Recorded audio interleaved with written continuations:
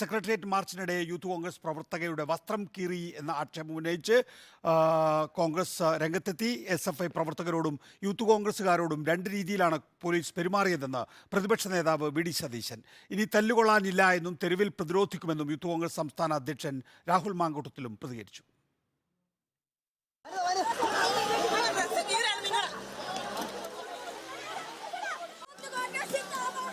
സെക്രട്ടേറിയറ്റിൽ മാർച്ചിൽ പങ്കെടുത്തവരെ അറസ്റ്റ് ചെയ്ത് നീക്കുന്നതിനിടെയായിരുന്നു യൂത്ത് കോൺഗ്രസ് പ്രവർത്തകരുടെ വസ്ത്രം കീറിയത്.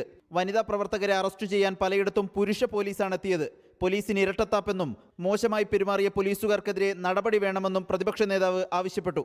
വനിതാ പോലീസുകാരല്ലാത്ത ഒരു SI ഒരു യൂത്ത് കോൺഗ്രസ് നേതാവിന്റെ വസ്ത്രം വലിച്ചു കീറി. വനിതാ നേതാവിന്റെ വളരെ മോശമായ പരിപാടിയാണ്. പോലീസ് അനാവശ്യമായിട്ട് പെൺകുട്ടികൾക്ക് നേരെ ആക്രമണം നടത്തിയതാണ് ഇത്രയും സംഘർഷത്തിലേക്ക് പോകാനുള്ള കാരണം.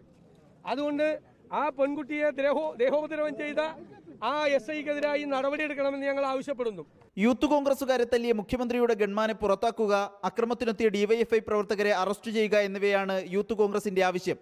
ഇത് നടപ്പായില്ലെങ്കിൽ എണ്ണി തിരിച്ചടിക്കുമെന്ന് സെക്രട്ടേറിയറ്റ് മാർച്ച് ഉദ്ഘാടനം ചെയ്ത് പ്രതിപക്ഷ നേതാവ് പറഞ്ഞു. നവകേരള സദസ്സിലെ അതിക്രമങ്ങൾക്കെതിരെ KPCCയും KSUവും നാളെയും മറ്റന്നാളും പ്രതിഷേധ പരിപാടികൾ പ്രഖ്യാപിച്ചിട്ടുണ്ട്. റിപ്പോർട്ടർ, തിരുവനന്തപുരം.